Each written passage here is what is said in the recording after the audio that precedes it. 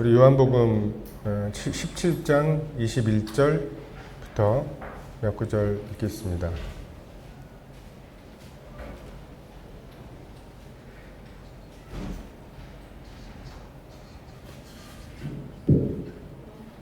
요한복음 17장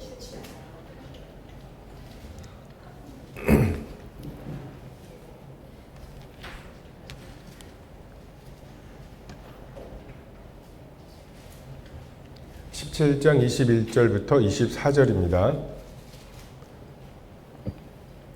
자, 시작. 아버지여, 아버지께서 내 안에, 내가 아버지 안에 있는 것 같이 그들도 다 하나가 되어 우리 안에 있게 하사 세상으로 아버지께서 나를 보내신 것을 믿게 하옵소서. 내게 주신 영광을 내가 그들에게 주었사오니 이는 우리가 하나가 된 것 같이 그들도 하나가 되게 하려 함이니이다. 곧 내가 그들 안에 있고 아버지께서 내 안에 계시어 그들로 온전함을 이루어 하나가 되게 하려 함은 아버지께서 나를 보내신 것과 또 나를 사랑하신 같이 그들도 사랑하신 것을 세상으로 알게 하려 함이로소이다. 아버지여, 내게 주신 자도 나 있는 곳에 나와 함께 있어 아버지께서 창세전부터 나를 사랑하심으로 내게 주신 나의 영광을 그들로 보게 하시기를 원하옵나이다.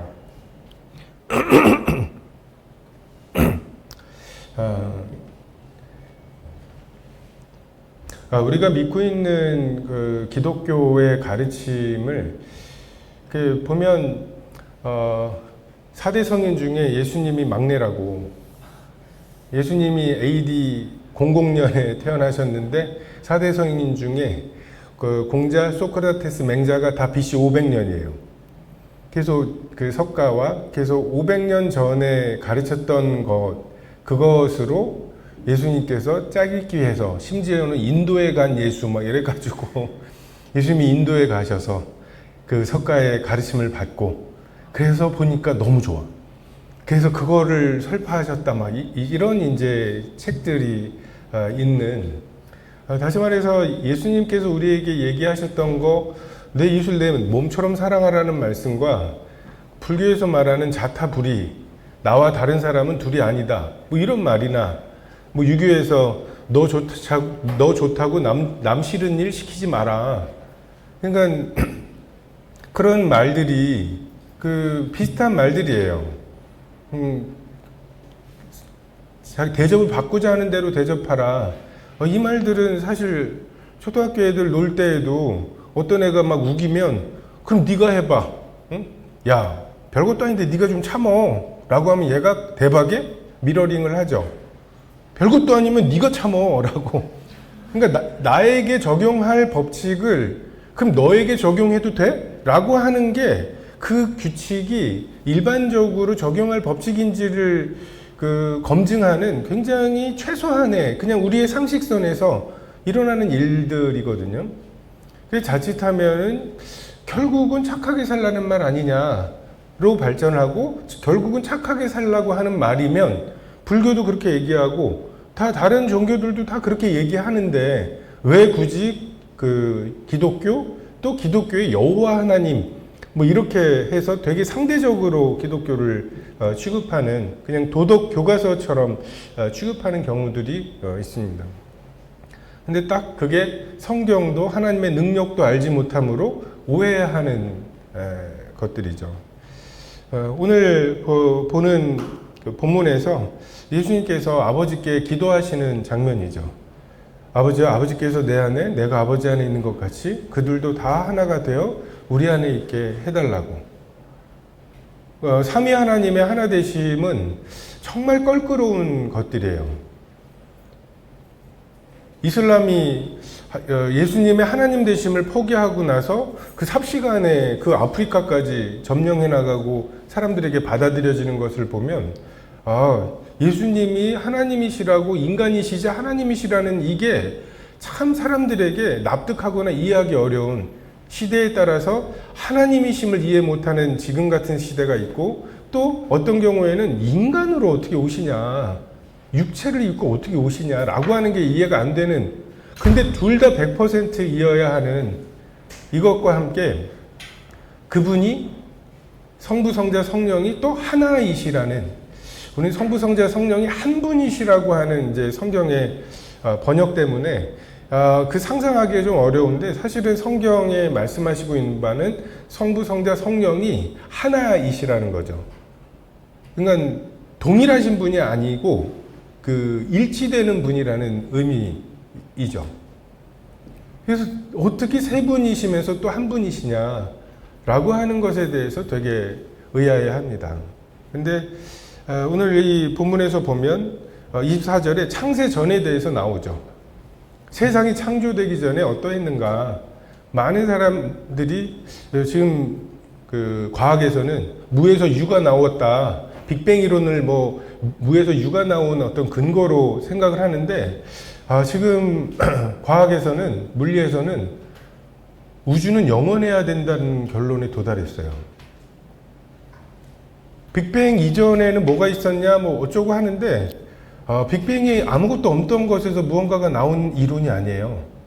빅뱅이 있으려면 양자역학이 있어야 되고요, 불확정성의 원리 외워두세요, 자매님. 얼마나 유식해 보이겠어요. 응?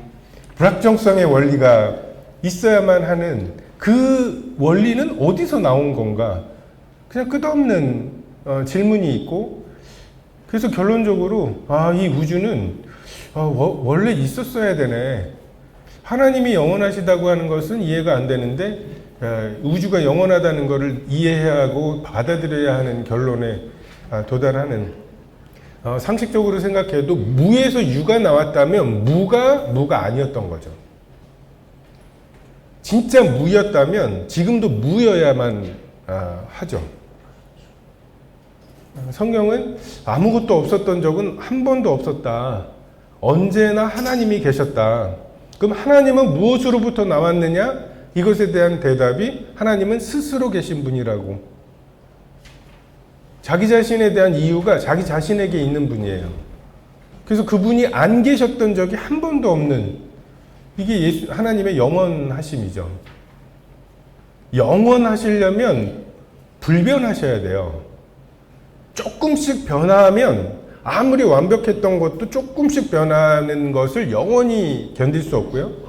반대로 조금씩 완성이 되어서 완벽해졌다면 그 영원전에 완전히 불완전한 것이 되어야 하는 거고. 그래서 하나님은 어제나 오늘이나 영원토록 동일하셔야 하는, 불변하셔야 하는 속성이 있습니다. 그리고 그러려면 완전하셔야 되는 속성이 있고요. 그렇기 때문에 우리가 이 세상을 살 때나 죽음 너머에서나 예수님께 나의 삶을 의탁할 수 있죠. 지금 여기에서 은행에다 돈 맡기는 건 이 세상 살 동안이잖아요. 그리고 뭐가 영원하고 뭐가 완전히 안전하겠습니까? 근데 예수님에게 나의 생명 조각을 맡기는 것이 가장 안전한, 그러니까 홍수 전과 홍수 후에까지 안전할 수 있는 게 방주인 것처럼. 왜? 방주가 홍수를 견디니까. 근데 예수님이 우리는 살고 죽고 그 다음 이런 것들에 구분이 있지만 예수님에게는 그 구분이 없으신 동일함이 있기 때문에 우리가 그분을 신뢰할 수 있고, 그래서 이러한 속성들을 모아서 하나님이 거룩하시다고 하죠. 그러니까 우리와 완전히 구별되어 계셔요. 우리가 지금 생각하는 거는 원인과 결과를 따져서 생각을 하잖아요. 이게 우리의 언어고 우리의 논리잖아요. 너 눈이 왜 이렇게 밤탱이가 됐어? 어제 야구하다가 공에 맞았어요. 논리적이죠? 내일 야구할 건데 공에 맞을 거예요. 이건 비논리적이죠. 시간에 매여 있는 우리들에게 있어서의 논리는 그렇습니다. 근데 하나님께서 모세가 누가 보냈다고 할까요? 증거가 뭡니까? 라고 말할 때 하나님이 모세에게 대시는 증거가 네가 백성들을 이끌고 이 땅에 와서 나 여기서 예배를 드릴 거다. 너 내일 야구하다가 공에 맞을 거다. 이게 증거라고 하시잖아요.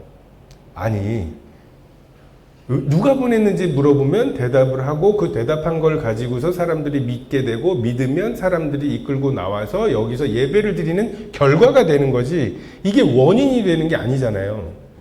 근데 하나님께서는 이게 원인이고 너에게 주는 증거고, 그래서 이 증거를 가지고 가라는 이런 하나님의 논리가 있죠. 이게 하나님의 거룩하심이에요.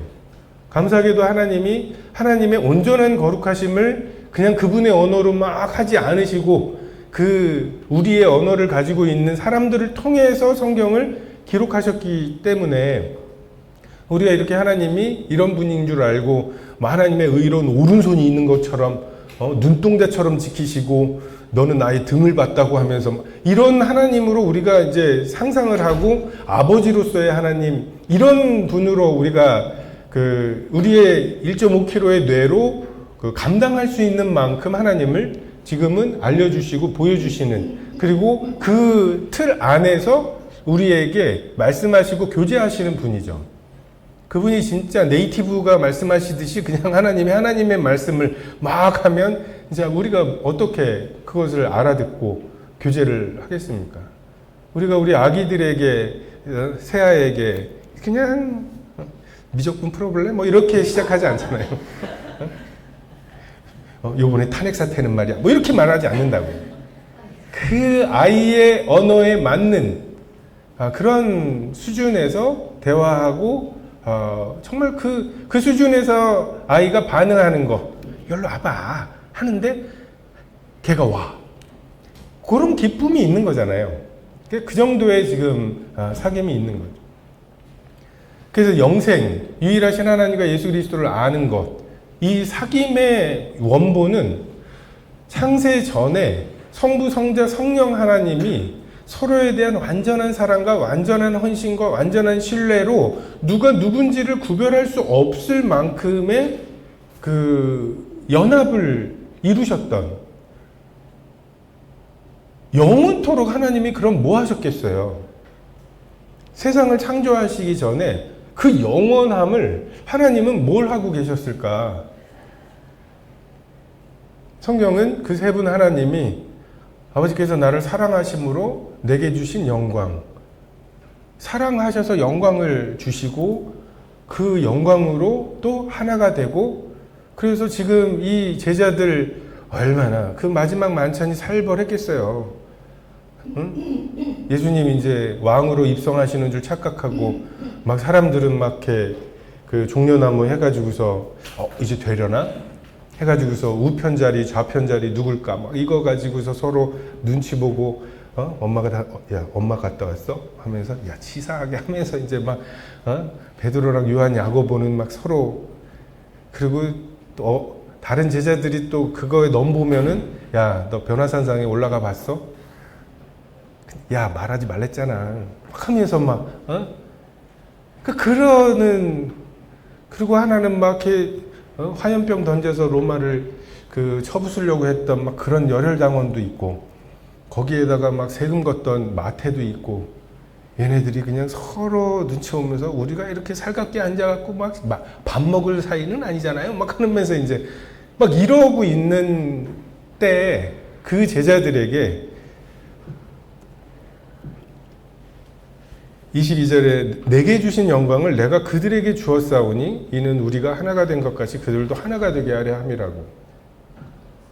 그러니까 하나님의 능력, 뭐 천지 창조하시고 뭐 풍랑을 잔잔케 하시고, 이게 하나님의 진짜 능력이 아니라 하나님이 진짜로 능력을 베푸시고 정말 하나님의 모든 엑기스를 모아서 하려고 하시는 일이, 그렇게 모여있던 제자들이 하나가 되는 거예요. 그 시샘하고 이러던 제자들이 하나가 되는 거. 근데 그 하나됨의 핵심이 영광이죠. 그 영광을 볼 때 우리의 자신의 영광에 눈을 멀고 그것으로 내가 누군가를 흔쾌히 받을 만한 마음이 생기는 거. 하나님께서는 23절에 내가 그들 안에 있고 아버지께서 내 안에 계시어, 이게 지금 삼위 하나님이 하나 되셨던 하나됨이 있었죠. 지금 아버지께서 7일째에 창조할 일을 마치시고 안식하셨다가 예수님께서 요한복음 5장에 보면 아버지가 일하시니 나도 일한다고, 지금 아버지가 일하고 계셔요. 그 안식이 죄로 인해서 깨지고, 정말 룻기에 나오는 것처럼 이 보아스가 그 일을 마치기까지 쉬지 않는 여호와의 열심히 지금 이 일들을 이루어가고 계시죠. 다시 삼위 하나님의 하나됨이 원래대로 지금 그 세 분 하나님이 지금 성부로서 성자로서 성령으로서 그 자기의 역할들을 하고 계시죠. 근데 궁극적으로는 내가 그들 안에 있고 예수님께서 교회인 우리 안에 하나 된 교회가 그 그리스도에게 연합이 되고 그리고 내가 아버지 안에 그 다시 말해서 삼위 하나님만 누리셨던 그 하나됨의 사귐, 누가 누군지를 구별할 수 없는 사귐, 그게 제일 기쁘다니까요. 나 자신만큼 사랑하는 누군가 이거를 대신할 즐거움이 없는 것처럼 정말 세 분 하나님의 하나 되심의 그 영원한 교제가 너무 아름답고 너무 기쁘고 우리가 지금 쾌락이라고 부르는 많은 것들의 원본이 거기에요. 그게 하나님이 주시려고 하는 쾌락이에요. 기쁨이에요. 근데 그것을 하나님께서 그 세 분 하나님의 하나 되심의 교제 속에 우리가 그러니까 피조물이 함께할 이 계획을 세우신 것. 여러분 세상을 창조하신 것은 하나님 보시기에 좋은 게 아니에요. 하나님 아닌 것들이 생겼잖아요. 불완전한 것들이 생겼잖아요. 하나님만 계시던 세계에서 하나님 아닌 것들이 생긴 것, 이게 하나님에게 뭔가 유익이 되거나 하지 않아요. 그 사랑은 자기 유익을 구하는 게 아니거든요. 하나님이 세 분이 누리시던 이것을 함께 누릴, 이것을 좀 이 기쁨을 나눌 누군가가 있었으면 좋겠다. 그래서 자신의 형상을 따라서 사람을 만드셨죠. 그리고 만드실 때 암수로 만드시지 않고 아담을 만드셨다가 아담을 쪼개셨다가 다시 그것을 그 하나로 만드시는 이런 복잡한 과정. 근데 이 과정 속에 둘이 아니요 한 몸이라고. 그 둘이에요. 근데 그 둘을 유지하면서 하나가 되는 거죠. 둘을 포기하면서 하나가 되는 경우들은 많죠. 군대에서 돌격 앞으로 제 생각은요 이따 소리 하면 안 되죠. 그냥 그거는 나는 없고 그냥 이 사람의 명령만 있는 삼성에서 너 이거 해놔. 네.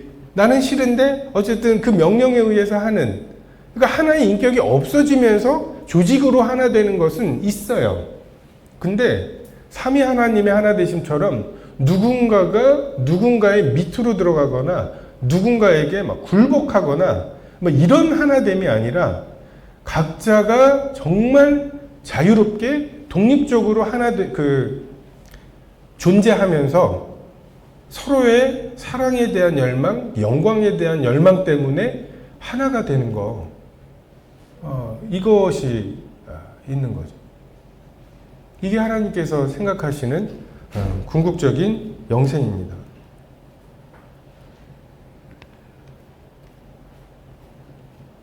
요한일서에도 보면 우리가 장래에 그와 같을 줄을 아는 것은 우리가 그의 참모습 그대로를 볼 거라고. 지금은 우리가 뭐 겁도 없이 그런 말을 하죠. 보여달라고. 하나님을 보여주면 믿겠다고. 근데 뭐 진짜 핵무기만 하나 터져도 증발해버리는 이러한 몸을 가지고 겁도 없는 그런 하나님을 보여달라는 말들을 하는데, 하나님의 궁극적인 목표는 하나님의 참모습 그대로를 보면서 우리가 하나님과 교제하게 되는 거예요. 우리가 지금은 거울로 보는 것처럼 희미하게 하나님을 보죠. 근데 그때는 얼굴과 얼굴을 대하여 볼 것이고, 지금은 내가 부분적으로 알아. 그때에는 주께서 나를 아신 것처럼. 주께서 나를 어떻게 아시나요? 머리카락을 세신다잖아요. 탈모로 고민하는 사람들 머리 감을 때 막 뭉텅이가 나온다고 그러는데 실시간으로 몇 개 빠졌어, 이걸 아시는. 근데 내가 또한 하나님을 그렇게 알게 될 거라는 거죠. 정말 머리와 몸 하나님의 관계 속에서만 아는 거 있잖아요. 그러니까 몸이 어떤 듯한데 병원 가가지고서 설명하기가 어려운 뭐 그런 아쉬움이 있죠. 그리고 이게 또 병원 가면 안 아파. 막 증상이 안 나타나. 그래서 뭐 어떤 경우에는 뭐예요? 나랑 의사랑 좀 연결했으면 좋겠는.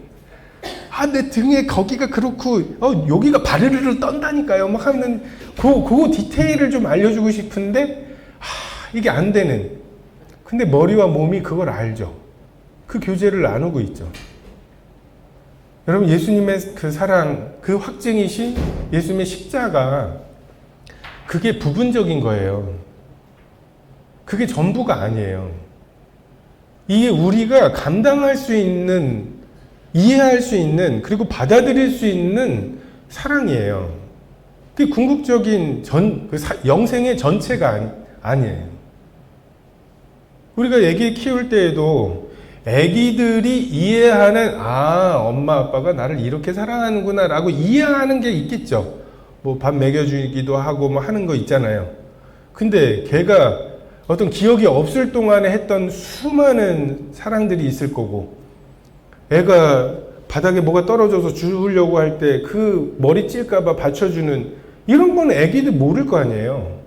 그러니까 애기들이 알고 있는 부모의 사랑이 굉장히 제한적인 것처럼 하나님의 우리에 대한 사랑, 정말 그 길이와 너비와 높이와 깊이가 어떠한지 우리가 지금 온전히 찬양할 수 없죠. 응? 비누칠을 하고 눈을 뜨시는 아버지. 제가 어렸을 때 우리 아버지에 대해서 대단하시다. 그 수준이라니까요.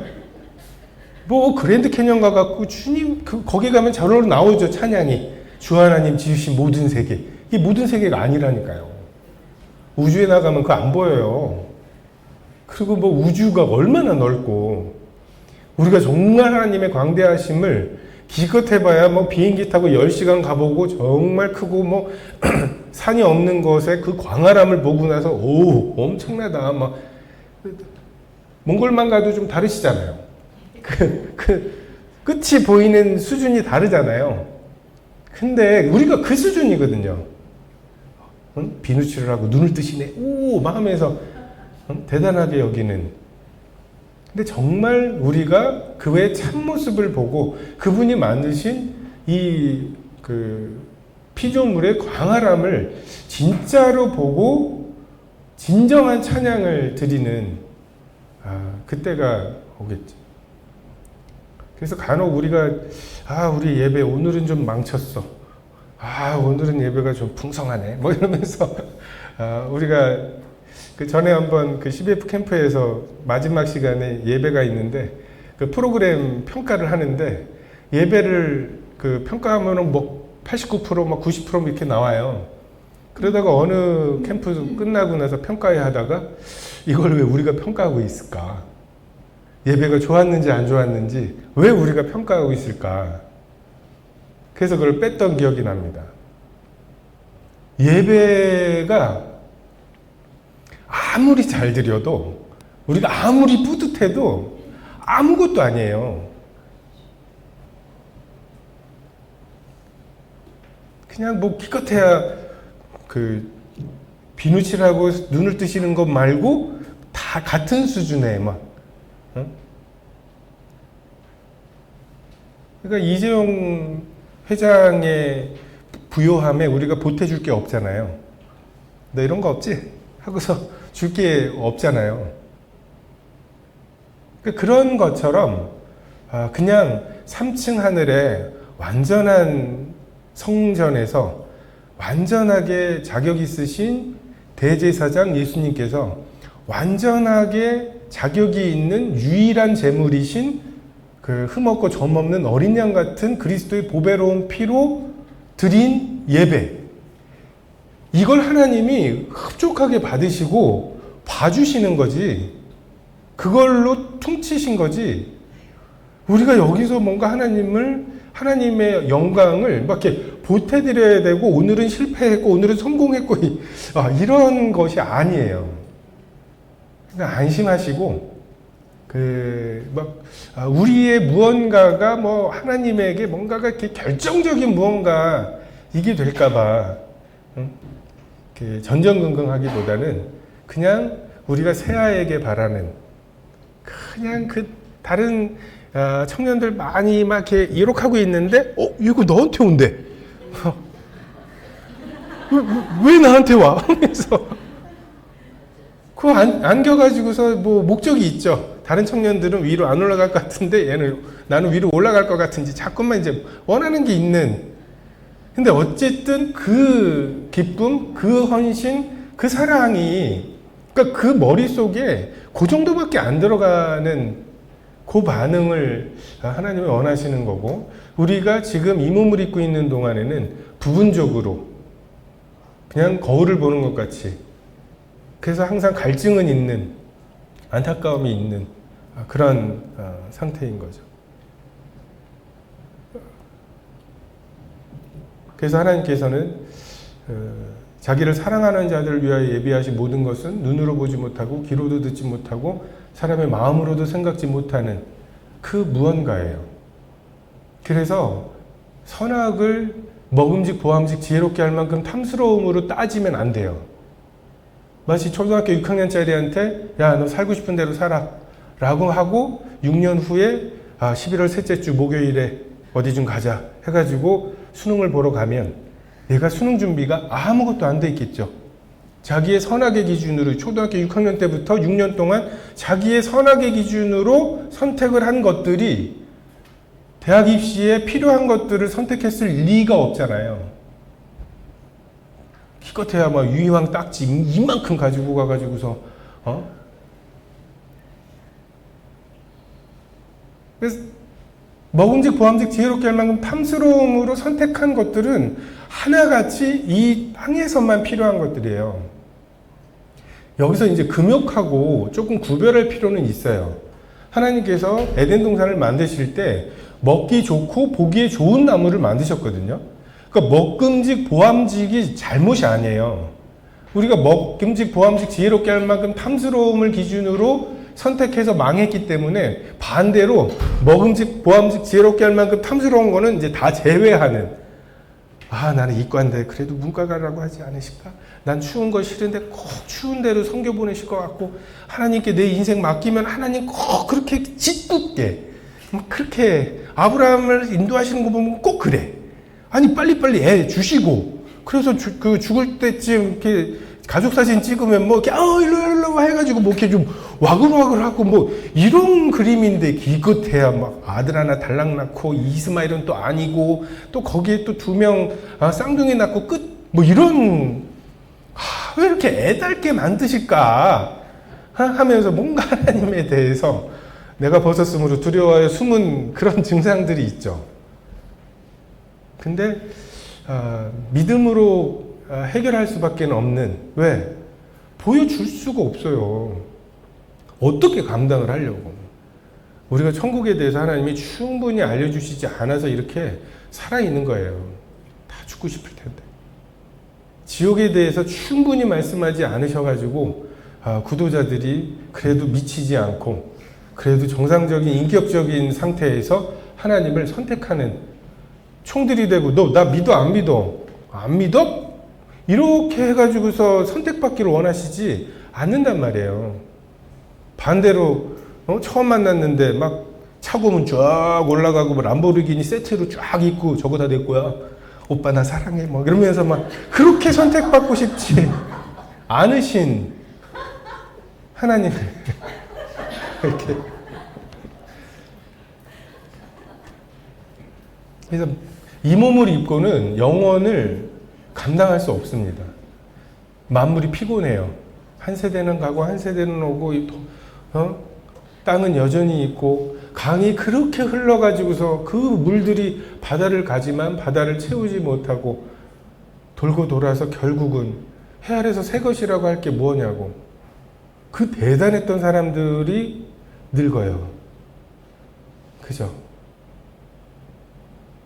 그렇게 늙어가고 참 죽은 만큼 진짜 막 이렇게 쓸어가잖아요. 제가 전에 한번 그 정선 카지노를 선생들하고 한번 갔었어요. 한번 어떤지. 근데 거기에 보면 룰렛 있죠? 삥 돌려가지고 굿을 어디로 가는지. 난 거기 막 사람들이 해가지고서 뭐 얼마에 가, 이런 줄 알았는데, 그냥 자기가 얼마씩 이렇게 베팅을 해요. 그러고 나서 몇 분에 한 분씩 이게 삥 돌고, 이렇게 가는데, 환호하는 사람도, 관심 따는 사람도 없어요. 도박 중독이 그 핵심이 그거래요. 30만 원을 베팅을 했는데 그게 나를 자극 못하는 거. 이런 사람은 정상적인 삶이 자극이 안 돼요. 우리는 10만 원, 10만 원 잃어버렸어. 이거 어떡하지 하고 희노애락이 생기잖아요. 다시 찾았어. 막 하면서 화색이 돌고 막 딱지 끊었어. 하면서 이제 희노애락이 뭐 플러스 마이너스 한 20만 원 안쪽에서 그 희노애락이 있잖아요. 근데 30만 원을 베팅해 놓고 어디 화장실 갔다 오고 뭐 됐어? 아이 또 안 됐어? 이러고 말 수 있는, 그러니까 이제 이 뇌의 희노애락의 이 회로가 고장 난 거죠.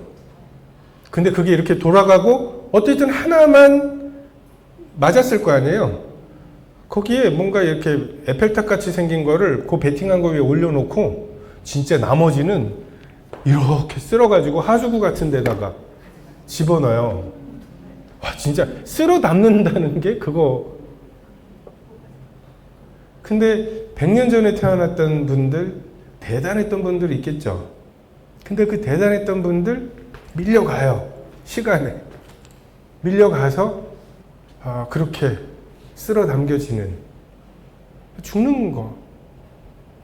그리고 이 몸을 만약에 뭐 이렇게 도깨비나 뭐 이런 거 보면 안 죽는 막 그런 거 있잖아요. 뭐 뱀파이어나 뭐 이런 좀비도 그렇고.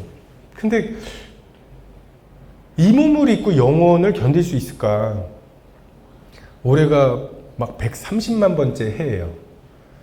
동원이 같은 그 몸을, 저 젊음을 고스란히 가진 채 늙지도 않고. 부러우시죠? 근데 그렇게 해가지고 130만 년을 살고 앞으로도 더 살아야 되는, 이 만물의 피곤함을 이 몸을 가지고는 감당할 수가 없습니다. 뭐가 우리를 자극하겠어요? 아니, 월드컵 4강도 한두 번이지. 130만 년이면 우리나라도 우승 한 번은 하지 않았을까요? 월드컵 우승 뭐 이런 것도 한 번 하고 중국도 했겠죠. 뭐 그 130만 년은 그런 시간이죠.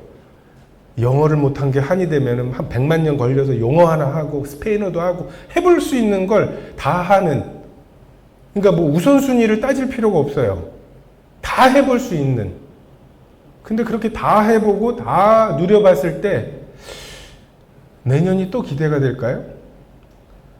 내년에 또 월드컵이 예선이 시작되는데 그걸 또 밤에 일어나서 보게 될까요?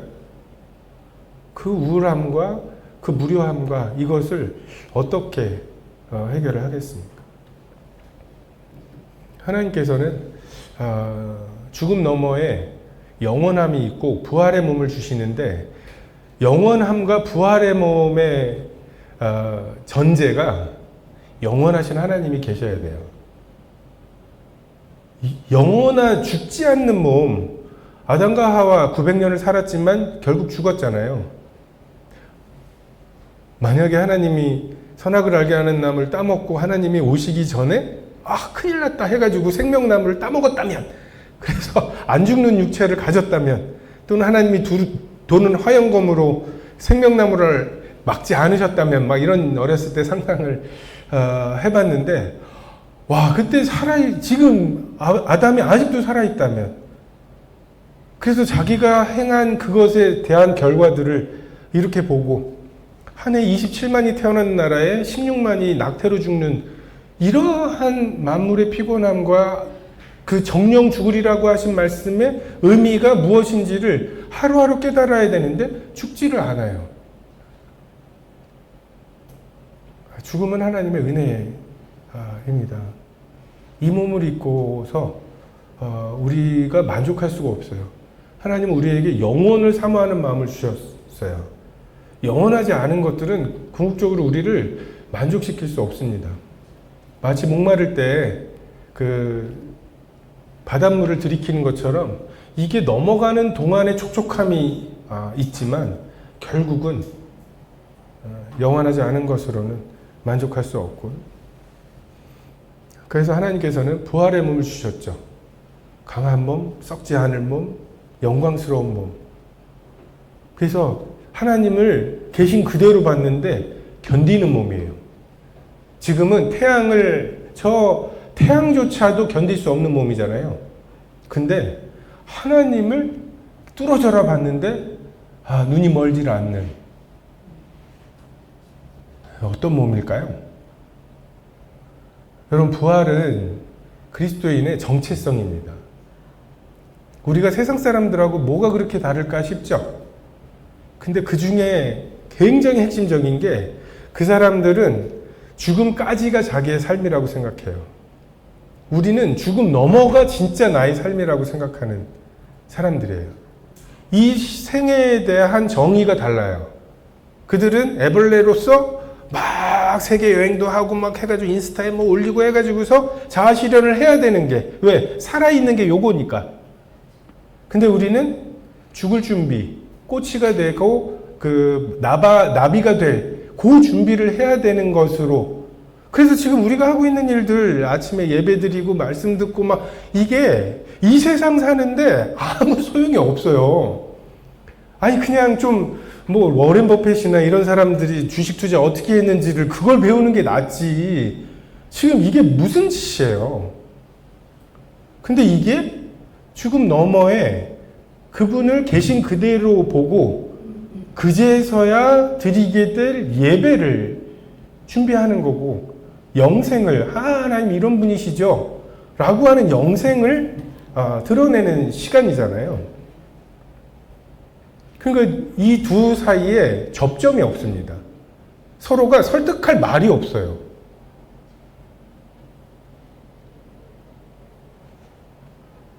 그래서 하나님께서는 이 부활의 몸을 영생을 위해서, 궁극적인 영생, 계신 그대로를 보게 될 사람들을 위해서 영생을 준비하시는 거죠. 지금 100년도 안 되는 몸을 입고 있는 동안에 우리가 반드시 해야 될 것은 그에 계신 그대로를 봤을 때 우리가 내가 벗었으므로 두려워하여 숨었나이다. 이 하나님에 대한 태도를 바꿔야 돼요. 이게 거듭남이죠. 자녀가 되는 거죠. 그리고 천사들과 다른 것은 그것이 가능한, 회개가 가능한 이 100년을 주셨다는 게 큰 은혜이죠. 오직 그에게만 죽지 아니함이 있고 가까이 가지 못할 빛에 거하시는 분이라고. 부활의 몸의 특징 중에 하나가 신령한 몸입니다. 영적인 몸, 스피리추얼 바디죠. 지금 이 몸은 미워해도 살인하지 않을 수 있어요. 이 영이 몸에 갇혀 있잖아요. 그러니까 심판하실 때 그 몸으로 행한, 그 책에 기록된 대로 각각 몸으로 행한 대로 심판을 받죠. 사람들이 소원이에요. 나 예수님의 보호, 예수님의 변호, 예수님의 대속, 그 예수님의 가죽옷이 필요 없다. 나는 내 인생, 내 행위대로 심판해 달라고. 내가 이 홍수를 내가 견뎌보겠다. 하나님의 심판을 내가 나의 의로움으로 견뎌보겠다고. 제발 귀찮게 좀 하지 말라고 하는 것에 대해서 끝까지 하나님께서 기회를 주시다가 그걸 끝내 거절한 사람들은 그들의 소원대로 각각 그 행한 대로 심판하시죠.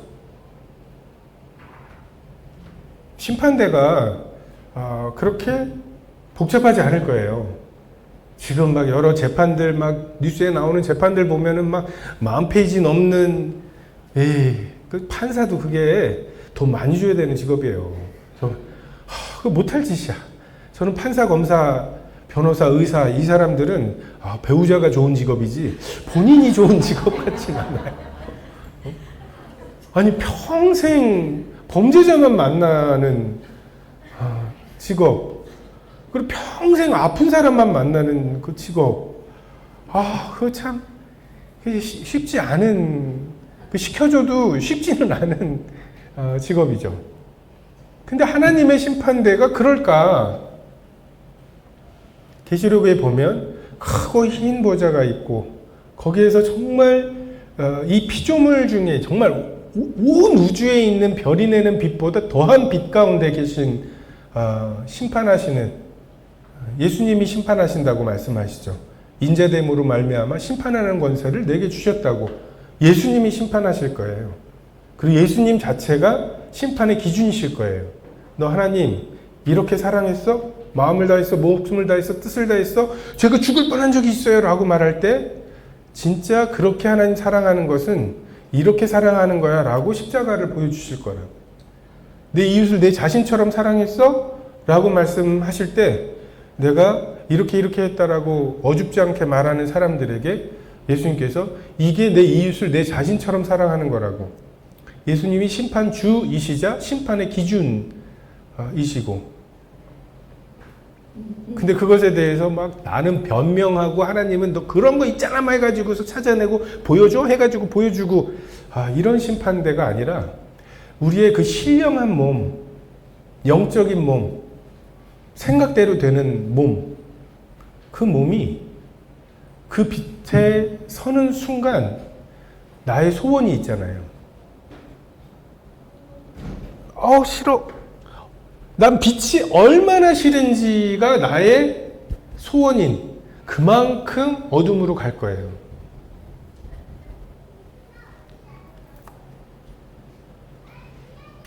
이것에 대해서 심판에 대해서 우리가 이렇게 변명을 하고 아니라고 이런 게 아니라 정말 빛 앞에 내가 해결이 된 사람들과 그것이 아닌 사람들, 또 정죄는 이것이니 빛이 세상에 왔을 때 사람들이 자기 행위가 악함으로 빛보다 어두움을 더 사랑한 것이라.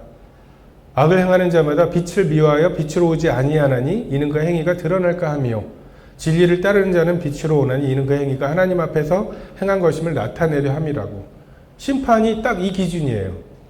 부활의 몸을 입고 생각대로 되는 그 몸을 입고 빛 앞에 섰을 때 내 행위가 드러날까 봐 빛을 미워하는 사람, 빛이 싫은 사람, 빛이 두려운 사람, 그 생각이 떠오르는 순간 자기가 소원하는 만큼 하나님으로부터 멀어지는, 반대로 이것이 진리 안에서 행한 것임을 드러낼 것이 있는 사람.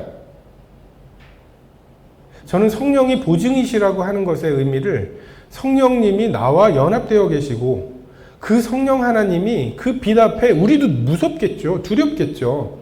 근데 이 성령, 나와 내 생명과 연합되어 있는 성령님이 태초 이전부터 하나 되셨던 그 삼위 하나님의 하나 되심의 그 인력, 그 하나 되시려고 하는 마음, 그게 우리의 두려움을 이겨내는, 그래서 성령이 우리 구원의 보증이 되시는, 그게 저는 그 구원과 우리의 영화로움과 이것의 핵심이라고 생각이 됩니다. 어쨌든 모든 빛보다 더한 빛 가운데 계시는, 가까이 가지 못할 빛에 거하시는 그분 앞에 섰을 때 나는 누구냐. 정말 부활의 몸이 내가 누구인지를 온전히 드러낼 그 심판대 앞에 내가 누구냐.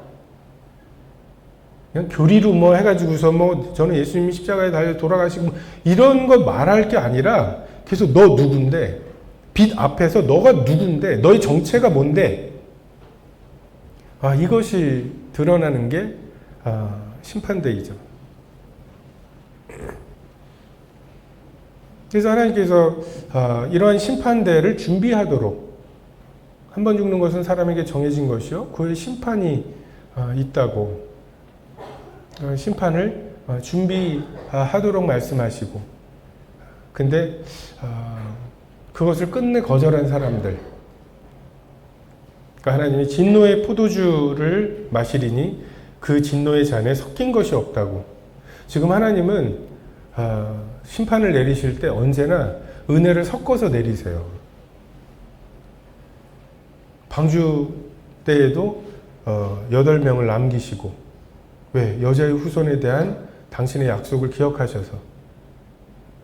근데 지금 예전에 오셨던 예수님은 은혜의 해를 선포하러 오신 예수님이지만 장차 오실 예수님은 보복의 날을 선포하실, 그들에게 하나님이 물으실 죄는 내 아들 죽인 죄를 물으실 거예요.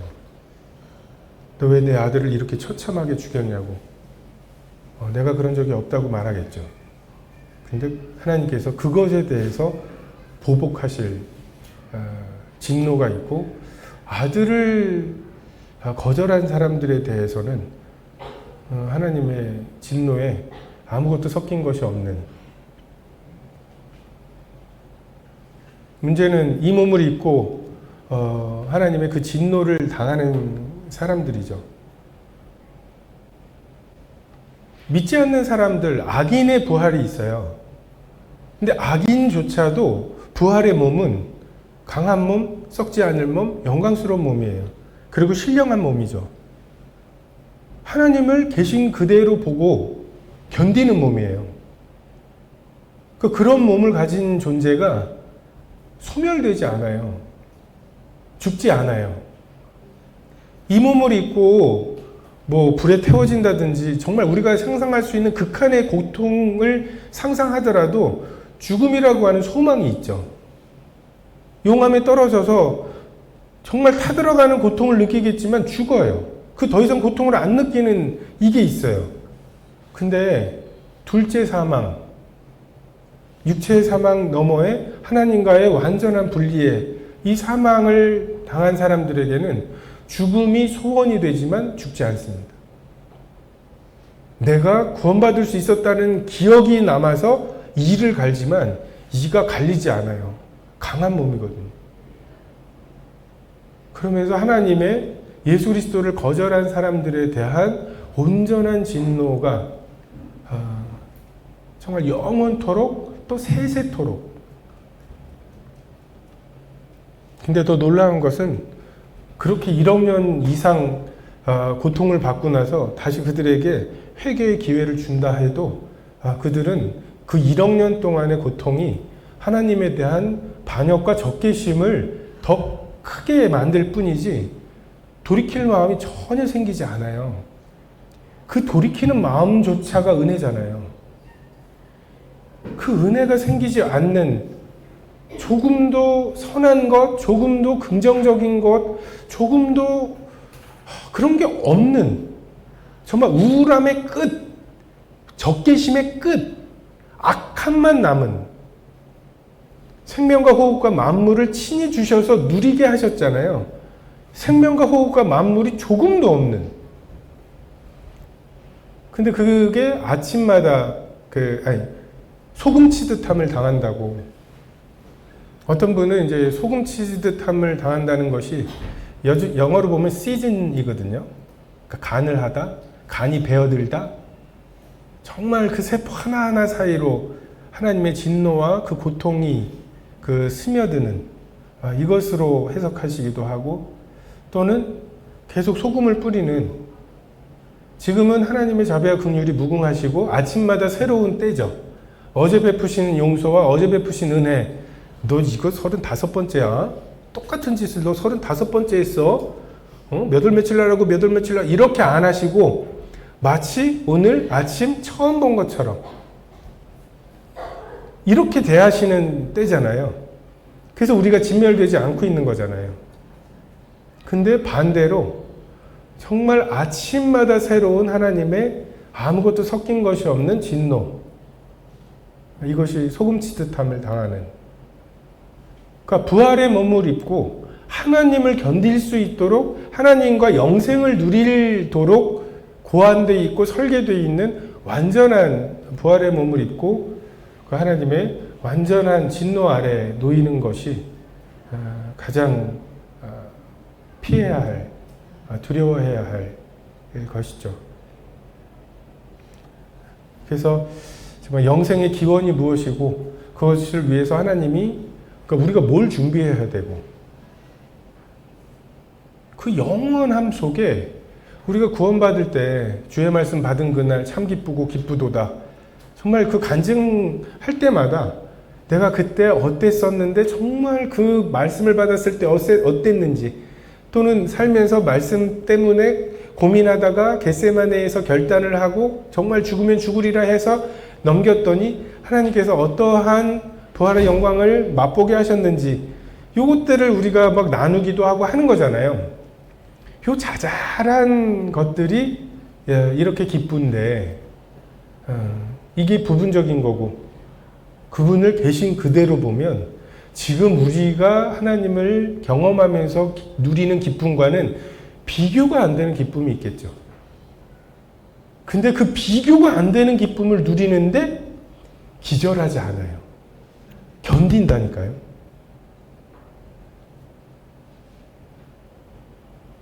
근데 그게 영원해요. 그 사귐이. 왜요? 하나님이 무한하시기 때문에. 그러니까 무한하신 하나님이 없는 영원한 삶은 재앙이에요. 아니 1억 년 동안 극한의 기쁨을 경험을 해요. 근데 그 다음 1억 년이 복습이라면, 근데 그렇게 해서 100억 년을 살면 아무리 즐거운 것도 100번을 반복해야 되는 거잖아요. 근데 영생, 하나님이 이미 영원히 사귐을 가지셨던 그 영생, 우리도 하나님과 영원토록 머리와 몸의 교제와 같은, 우리는 지금 하나님을 편지로 아는 거잖아요. 그 성령의 영감을 통해서 아는 거잖아요. 그 기쁨이 이 정도이라면 그분을 계신 그대로 보고 삼위 하나님의 하나 되심에 그리스도와 연합된 우리가 연합되어서 누리게 되는 그 기쁨의 양이나 뭐 이런 게 진짜 하나님이 자기를 사랑하는 자들을 위해 예비하신 모든 것은 눈으로, 귀로, 마음으로 생각지 못하는 그런 것들이죠. 이게 우리의 소망이고, 우리가 이것을 연습하는 것이고, 그리고 그 영생 속으로 사람들을 초대하는 거죠. 이런 말씀 들을 때 막 이렇게 뭔가 그 뭉클뭉클한 게 있고 기쁨이 있고 막 그러시죠. 이게 되게 희한한 거예요. 여러분 이거 그대로 안 믿는 사람에게 이렇게 전해보세요. 그러면 중간쯤부터 멀쩡해 보였는데 SF도 이런 SF가 없어요. 이거가 믿어지고 있다는 게 얼마나 큰 기적인지. 그래서 복음 전할 때에 주시는 은혜가 내가 이게 믿어지다니 라고 하는 우리의 정체성이 굉장히 분명해지는 이러한 그 측면들이 있습니다. 그래서 영생과 부활과 심판, 이것에 대해서 여러분들이 충분히 좀 생각해 보시고, 정말 일의 시종을 알지 못하게 하신, 영원을 사모하는 마음을 주셨지만 시종은 알지 못하게 하셨는데, 그러니까 어디서 와서 어디로 가는지는 알지 못하게 하셨는데, 성경이 말씀하시는 어디서 왔느냐? 삼위 하나님의 하나되심이 출발이었어요. 이것을 함께 나눌 누군가 피조물을 만들자. 그래서 만든 피조물 어떻습니까? 하나님을 대적할 자유까지가 포함되어 있는 피조물을 만드셔야 돼요. 그래야만 사랑을 나눌 수 있거든요. 정말 AI 로봇, 정말 잘 프로그램된 로봇하고 새아가 다른 이유가 그거잖아요. 새아는 싫어! 라고 말할 수 있어요. 정말 자유롭게. 너 싫으면 밥 안 줘? 이걸 못 알아들을 정도로 자유로워요. 하나님이 그 모험을 하시는 거고, 하나님께서는 창세전에 십자가를 통한 구속을 계획하셨으니까 아시는 거죠. 십자가가 필요하고 한 위이신 예수님이 그런 죽음을 당하셔야 되는, 다시 말해서 예수님은 육체의 몸을 입고 이렇게 아파? 이렇게 생각하신 게 아니라 창세전에 설계되어 있는 대로 정말 그 죽음과 채찍질 당함과 십자가에 못 박히시는 고통을 인간을 창조하실 때 그 설계에 들어가신 거예요. 예수님 자신이 예수님이 십자가에 달리면 얼마나 고통스러우실지를 고려하시고 아시고 그것을 그 설계 속에 인간을 만드셨잖아요. 창조주시잖아요. 예수님이. 만물이 그로 말미암아 창조되고 창조된 것 중에 그로 말미암지 않은 게 아무것도 없는 분이시잖아요. 근데 인간을 만드실 때 그 고려를 하시면서도 그 고통을 견딜 수 있는, 느낄 수 있는 그 존재로 창조하시고 그렇게 오신 분이십니다. 하나님이 진노를 우습게 생각하던 사람들, 저번에 노르망디 상륙작전 얘기해드렸죠. 정말 장난스럽게 뭐 이렇게 하던 사람들 중에 하나가 빠져요. 신병이.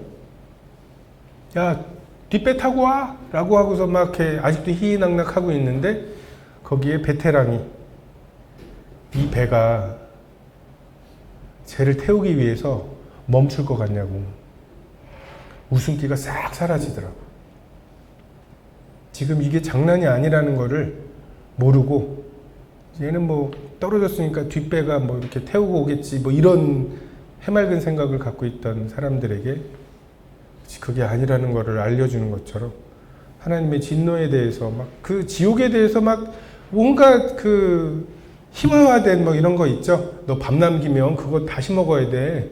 나 피자 많이 남겼는데 다 뒤섞어서 줘. 뭐 이따위 소리를 하거나 뭐 똥통에 들어가가지고 막 일주일 동안 나와 있는 뭐 이런 거나 아무것도 섞인 것이 없는 하나님의 온전한 진노. 우리가 구원받아야 될 곳이 다름이 아니라 그 하나님의 진노입니다. 기도하겠습니다.